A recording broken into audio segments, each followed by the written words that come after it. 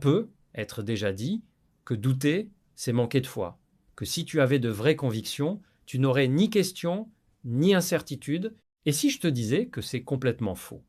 Et si le doute, au lieu d'être l'ennemi de ta foi, était en fait une invitation à la rendre plus forte, plus authentique et plus personnelle. Bonjour à tous et bienvenue.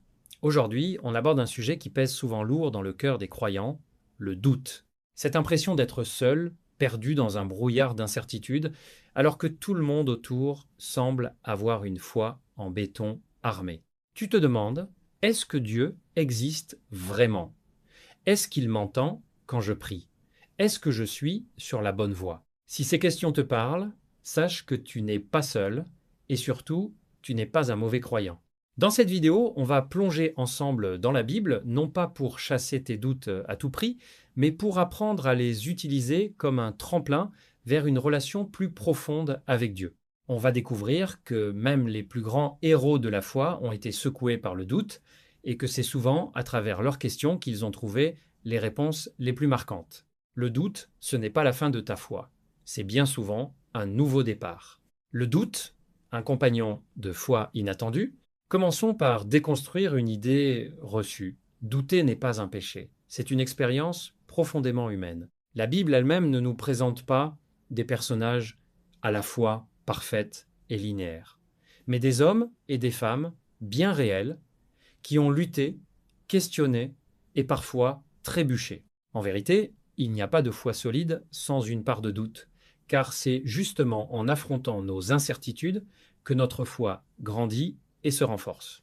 Prenons l'un des exemples les plus forts, celui de Jean-Baptiste. Tu te souviens de lui?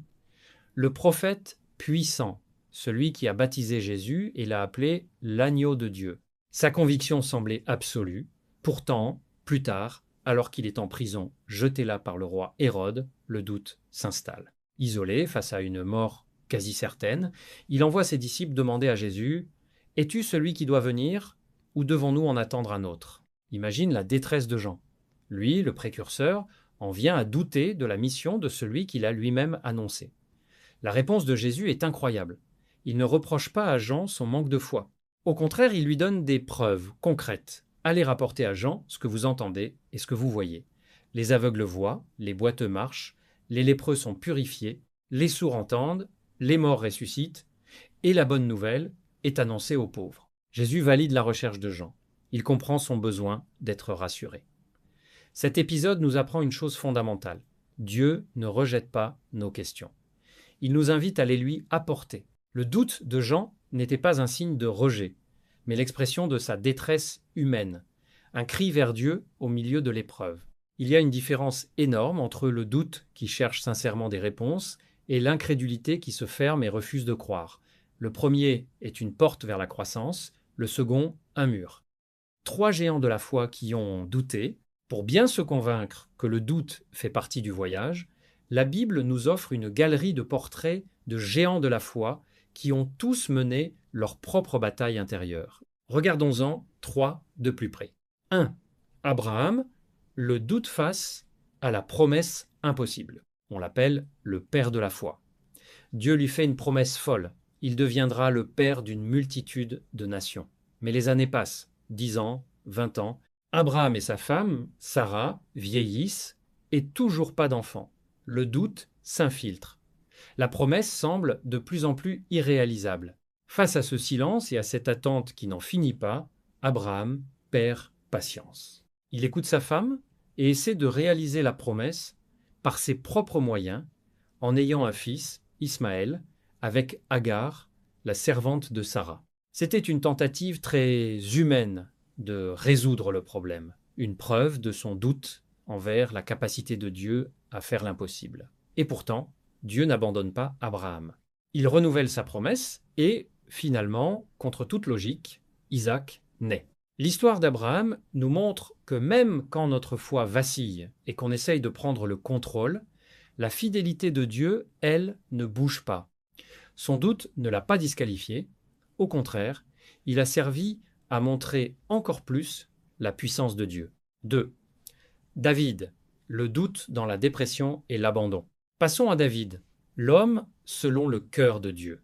Quand on lit les psaumes, on découvre le journal intime d'un homme qui a connu des sommets de joie et des abîmes de désespoir. Dans plein de psaumes, David crie sa détresse à Dieu, il se sent abandonné, oublié, encerclé par ses ennemis. Il demande « Jusqu'à quand, Éternel? M'oublieras-tu sans cesse? Jusqu'à quand me cacheras-tu ton visage ?» Psaume 13.